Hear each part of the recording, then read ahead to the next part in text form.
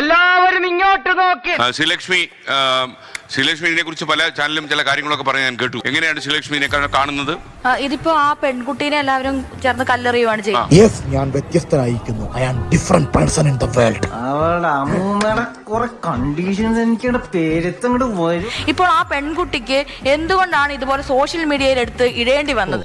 കഥ അവൻ അങ്ങനെ ആക്കിയല്ലേ. ഇപ്പൊ ബസ്സിൽ കയറി ഇരിക്കുമ്പോ അടുത്തിരിക്കുന്ന സ്ത്രീ അത് എങ്ങനെയാണെന്ന് പുരുഷൻ കണ്ടുപിടിച്ചിട്ട് വേണം കയറിയിരിക്കണം. ആ ഒരു അവസ്ഥയിലേക്ക് എത്തിച്ചേർന്നിരിക്കുക ദീപകിന്റെ മരണം.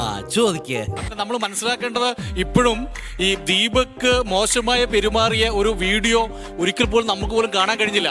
പക്ഷെ നിർഭാഗ്യവശാൽ ആ ചെറുപ്പക്കാരൻ ആത്മഹത്യ ചെയ്ത് ദീപകിന്റെ ടച്ച് ബാഡ് ആണെന്ന് അഭിപ്രായമുള്ള മനുഷ്യന് നമുക്കിടയിലുണ്ട്. നിങ്ങൾക്കൊക്കെ നാണമില്ലേ? ആ ഇട്ട വീഡിയോയ്ക്കകത്ത് ഏത് രീതിയിലാണ് ദീപക് മോശമായ പെരുമാറിയത് ഉണ്ടായത്? ഒന്നും ഉണ്ടായിട്ടില്ല.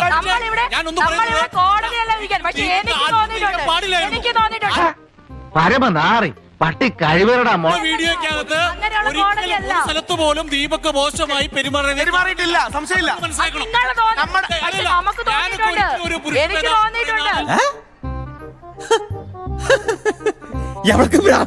ഈ സമയത്തൊന്നും ആണുങ്ങൾക്ക് യാതൊരു പ്രശ്നമില്ല. രണ്ടുപേരോട് ഒരുമിച്ച് യാത്ര ചെയ്യുന്നു. അതിനുശേഷം പെട്ടെന്ന് പറയുന്നു അയാൾ എന്നെ അങ്ങനെ ചെയ്തു ഇങ്ങനെ ചെയ്തു. പകതിരിവുണ്ടായിട്ട് വേണ്ടേ?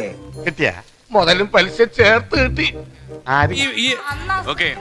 അന്ന് സ്ത്രീകൾക്ക് പറയാനുള്ള ധൈര്യവും ചങ്കൂറ്റവും ഒന്നും ഉണ്ടാവില്ല. അതുകൊണ്ടാണ് ഇന്ന് വന്നിട്ട് അവർ പറയുന്നത്. അവർക്ക് അതിനുള്ള ആത്മാഭിമാനവും ധൈര്യവും ഉണ്ടായി വരുമ്പോഴേ അവർക്ക് പറയാൻ വേണ്ടി പറ്റും. അതെന്ത് ധൈര്യം? സീരിയസ് ആയിട്ട് വല്ലതും പറയുമ്പോ അബ്യൂസ് ചെയ്ത് പരിചയമുണ്ടോ? ഞാൻ ആർക്കെങ്കിലും ഇല്ല. അവരുടെ മൈൻഡ് സെറ്റ് അറിയോ? അതുകൊണ്ട് നമുക്കറിയാം. അതെങ്ങനെ അറിയാം? ഞങ്ങൾ തള്ളല്ലേ, വല്ലാണ്ടങ്ങ് തള്ളല്ലേ. അതെ, ഞങ്ങൾ ചോറ് തന്നെ കൊണ്ടുണ്ട്. ട്രാൻസ്പോർട്ടിൽ ട്രാവൽ ചെയ്യുന്ന സമയത്ത് ഒരാൾ അടുത്ത് വന്ന് നിന്ന് അവന്റെ കൈ അനങ്ങിയാൽ നമുക്കറിയാം. അതെ മാഡം, അത് ദീപകിന്റെ